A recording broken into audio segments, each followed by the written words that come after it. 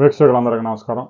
ముందుగా రైతు సోదరులకి కేంద్ర ప్రభుత్వం విశిష్ట గుర్తింపు సంఖ్యను కేటాయిస్తూ ఉంది. దేశంలో ఉన్న ప్రతి వ్యక్తికి ఆధార్ కార్డు, ప్రత్యేకంగా ఆధార్ నెంబర్ ఎలాగైతే ఇచ్చారో అలాగే సాగు చేసే ప్రతి రైతుకి విశిష్ట గుర్తింపు సంఖ్యను కేటాయిస్తుంది కేంద్ర ప్రభుత్వం. కేంద్రం ఇచ్చే ప్రధానమంత్రి కిసాన్ యోజన పథకం నిధులు కానీ, రాబోయే రోజుల్లో ఎరువులకు సంబంధించిన రాయితీలు నేరుగా రైతుల ఖాతాకి జమ చేయబోతున్నారు. ప్రతి సంవత్సరం కేంద్ర ప్రభుత్వం దేశవ్యాప్తంగా 20 కోట్ల మంది రైతులకి 2 లక్షల కోట్ల రూపాయల ఎరువుల రాయితీలను అందిస్తూ ఉంది. అయితే ఆ రాయితీ నేరుగా రైతుకు అందడం లేదు. ఒక యూరియా బస్తా 260 రూపాయలకు అమ్మితే చైనా నుంచి 690 రూపాయలు పెట్టి కేంద్ర ప్రభుత్వం దిగుమతి చేసుకోవాల్సి వస్తూ ఉంది. మిగతా డిఏపి, పొటాష్ అన్నీ కూడా దాని ఒరిజినల్ ధరల కన్నా కూడా 30 నుంచి 70% రాయితీలు కేంద్ర ప్రభుత్వం భరిస్తూ ఉంది. అవన్నీ రైతులకి మార్కెట్లోకి వచ్చేసరికి రైతుల దగ్గర నుంచి కొంత మొత్తం వసూలు చేస్తూ ఉన్నారు. ఆ భారం అంతా కేంద్ర ప్రభుత్వం మీద పడుతూ ఉంది. అయితే ముఖ్యంగా నత్రజని, ఈ యూరియా, వ్యవసాయానికి వస్తున్న యూరియా రైతుల పేరుతో వ్యవసాయేతర పారిశ్రామిక అవసరాలకు తరలిస్తూ ఉన్నారు. భారం కేంద్ర ప్రభుత్వం మీద పడుతుంది. రైతులేమో వ్యవసాయ రంగానికి ఇచ్చామని చెప్తా ఉన్నారు, ఎరువులేమో తరలిపోతా ఉంది. దీంతో రైతుల ఖాతాలో నేరుగా ఎరువులకు సంబంధించిన రాయితీలు కూడా జమ చేయాలని కేంద్ర ప్రభుత్వం సీరియస్గా ఆలోచిస్తూ ఉంది.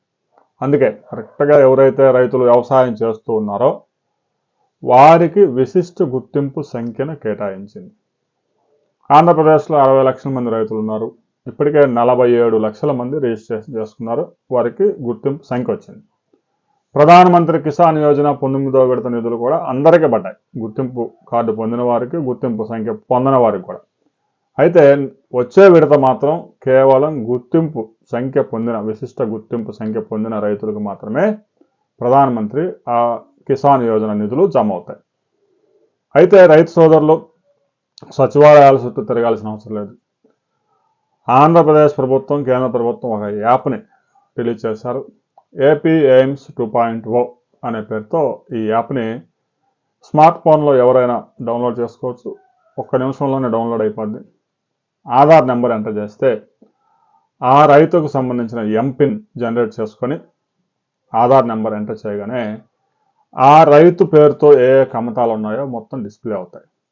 ఇక ఈ క్రాపింగ్ కూడా రైతులే చేసుకోవచ్చు. రైతులు చేస్తున్న పంట పొలంలో ఉండి ఒక ఫోటో దిగి అప్లోడ్ చేస్తే సరిపోతుంది. అది రాబోయే రోజుల్లో ఇన్సూరెన్స్ కూడా అదే ఉపయోగపడుతుంది. రైతు సోదరులు ఇంకా ఆంధ్రప్రదేశ్లో 13 లక్షల మంది విశిష్ట గుర్తింపు కార్డు పొందాల్సి ఉంది. ఆ సంఖ్యను తప్పనిసరిగా రైతు సోదరులు తీసుకోవాలి. మీకు ఈ యాప్ డౌన్లోడ్ చేసుకోవడం మీతో సాధ్యమైతే చేసుకోండి. లేదంటే చుట్టుపక్కల ఎవరో ఒకరు చదువుకున్న వాళ్ళు ఉంటారు, వారి పిల్లలకి ఎవరైనా 10th క్లాస్ చదివిన పిల్లలు చెప్పినా కూడా చేసి పెడతారు. అది నేరుగా సచివాలయంలో ఉండే వ్యవసాయ శాఖకు సంబంధించి నా వ్యవహారాలు చూసే సచివాలయ డిజిటల్ అసిస్టెంట్కి వెళ్తుంది.